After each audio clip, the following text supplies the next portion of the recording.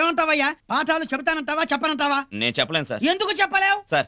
వాళ్ళు వినకుండా నేను ఎలా చెప్పను, ఎవరికి చెప్పను? షో, పాఠాలు చెప్పడం చెప్పకపోవడం నీ ఇష్టం కాదు, మా స్టూడెంట్స్ ఇష్టం. వాళ్ళు ఏమంటే అది.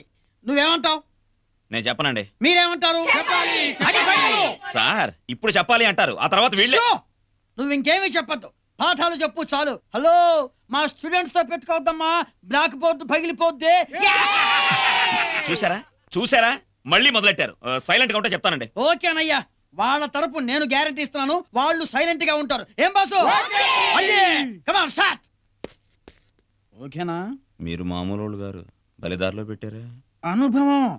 ఇక నువ్వు దారిలో పెట్టుకో, వస్తా. Hi Princy, hey Princy, hi hi hi hi hi princi.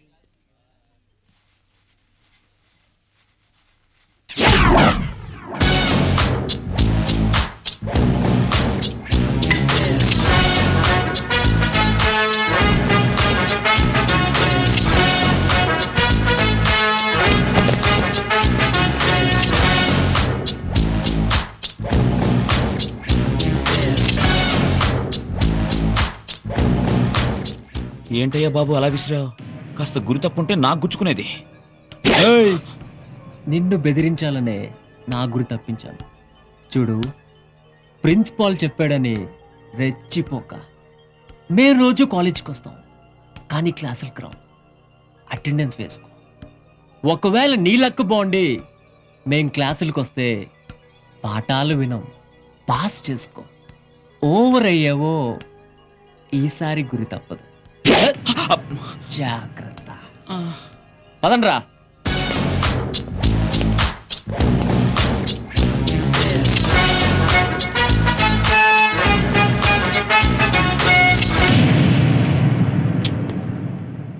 Very bad. ఏ దూద్పేడా, కత్తిని చూసి భయపడతావేంటయ్యా? నువ్వు మగాడివేనా? నీకసలు మగతనం ఉందా? మొలతాడు కట్టావా?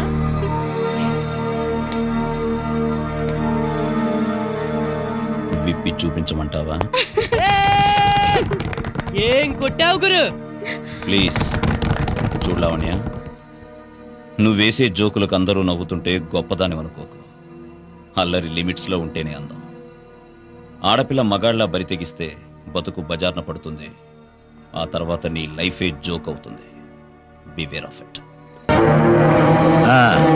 చట్టానికి ఎంత పవర్ ఉందన్నది చూపిస్తున్నావా? అభినందిస్తాను. చట్టం అందరికీ సమానం అంటావా? ఒప్పుకుంటాను. కానీ చట్టాన్ని సృష్టించే వాళ్ళకి ఎంత పవర్ ఉంటుందన్న విషయం నువ్వు తప్పకుండా తెలుసుకోవాలి. ఉపదేశం చేయడానికి నన్ను ఇక్కడికి రమ్మనుంటేనే వెళ్తాను. వేరే ఏదైనా ఉంటే చెప్పండి. నువ్వు అన్ని విషయాల్లోనూ ఖచ్చితంగా ఉంటావని విన్నాను. నాకు అనవసర ప్రసంగాలు చేయడం ఇష్టం ఉండదు. అందుకని తిన్నగా విషయానికి వస్తాను. నాతో చేయి కలిపితే కారు బంగ్లా ఏం కావాలన్నా ఇస్తాను. ఏమంటావు? నీ ముఖ్యమంత్రి పదవిస్తావా? రూల్ చేయడానికి కాదు, క్లీన్ చేయడానికి. నేనెవరో తెలియక నాతో పెట్టుకుంటున్నావు. బ్లాక్ టికెట్ల మీ పిక్ పాకెటింగ్ చేసి హత్యలు చేసి నేను ఈ స్థితికి వచ్చాను. చూడు, నీలాంటి ఆఫీసర్లను నేనెంతో మందిని చూశాను. అనవసరంగా నాతో పెట్టుకుని నీ చావుని నువ్వే కొని తెచ్చుకోకు. ఈశ్వర యాదవ్ను రిలీజ్ చేయి. నీలాంటి పొలిటీషియన్స్ నా అనుభవంలో ఎంతో మందిని చూశాను, కానీ నువ్వు మాత్రం నన్ను, నా విశ్వరూపాన్ని చూడలేదురా. ఇంకో విషయం చెప్తాను విను. చిన్నప్పటి నుంచే చట్టాన్ని గౌరవించిన వాడిని.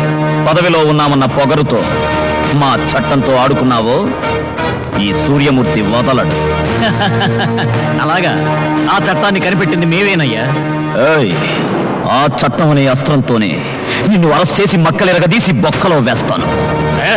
ఆఫ్టర్ ఆల్ ఒక పోలీస్ ఆఫీసర్వి నన్నే ఎదురించి మాట్లాడతావా? మా పోలీసుల్ని ఆఫ్టర్ ఆల్ అని అంత తేలిగ్గా తీసిపారేయకండి. మాకు ఒక ఛాన్స్ ఇస్తే మీకంటే గొప్పగా మా పోలీసులు ఈ రాష్ట్రాన్ని ఏలుతారు. మార్కెట్కి వెళ్ళి మీకు కూరగాయలు తీసుకొచ్చేది మా పోలీసులే. చందనా బ్రదర్స్ లో సరైన సైజ్ చూసి మీ పిల్లలకి బ్రాలు తీసుకొచ్చేది మా పోలీసులే.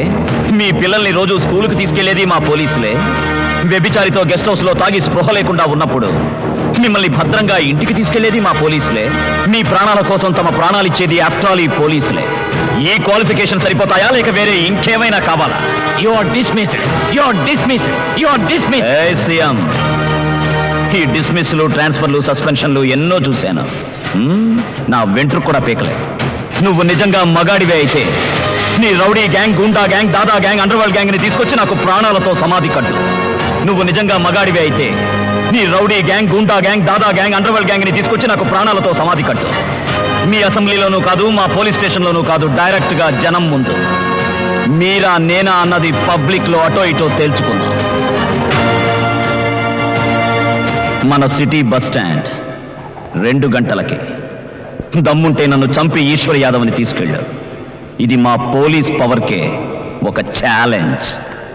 నీ మీసానికి రోషం ఉంటే రారా, వచ్చి నా కొడక తేల్చుకోరా.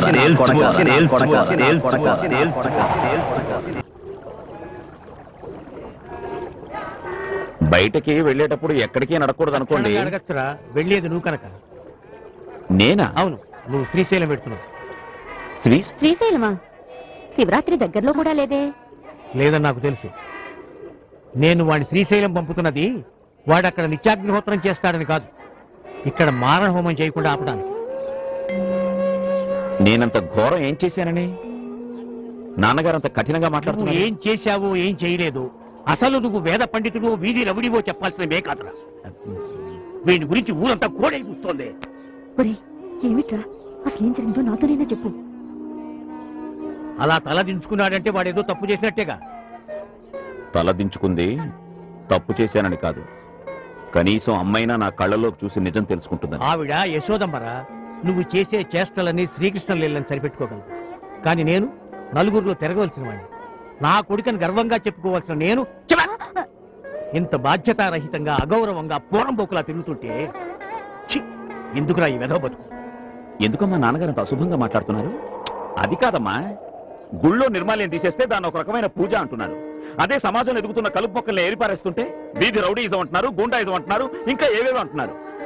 ఇందాకటి నుంచి కోడై కూస్తోంది అని ఆయన అంటున్నారే. కోడై కూస్తోంది వాళ్ళ బతుకుల్ని బాగు చేయమని, వాళ్ళ చీకటి జీవితాల్లో వెలుగు నింపమని. అంధకారంలో మగ్గుతున్న వాళ్ళకి ప్రవచనాలు చెప్తేనో ప్రసాదాలు పంచిపెడితేనో వాళ్ళ బతుకులు బాగుపడవు, వాళ్ళ కడుపులు నిండవు. వాళ్ళ మాటేమో గాని నీ మాటలతో మా కడుపు నిండిపోయింది. ఇంకేమి ధర్మ సంస్థాపనార్థం శ్రీకృష్ణుడే పుట్టాడు అటనా వెళ్ళిటన్నా. శ్రీకృష్ణుడే పుట్టాడని గర్వపడదాం, ఊరిని ఉద్ధరించే కొడుకుని కానీ పున్నామ నరకం నుంచి విముక్తి పొందామని సంతోషిద్దాం. అన్నయ్య, నాన్న చల్లబట్టట మనల్ని చల్లబచ్చినట్ట. రాత్రికి తెలుసు. ఆటో వస్తావా? ఏమొస్తాం సార్, పొద్దున్నే సావుకేరాయి తగిలింది, ఆటో వెయిటింగ్ లో ఉంది. ఇప్పుడే వస్తానని వెళ్ళాడు, అరగంట అయింది. మీటర్ ఏమో 70 రూపాయలు అయింది. ఎవరిస్తారో? ఆ 70 నేను ఇస్తానయ్యా. మీరు ఇస్తారా? ఎక్కడ సార్?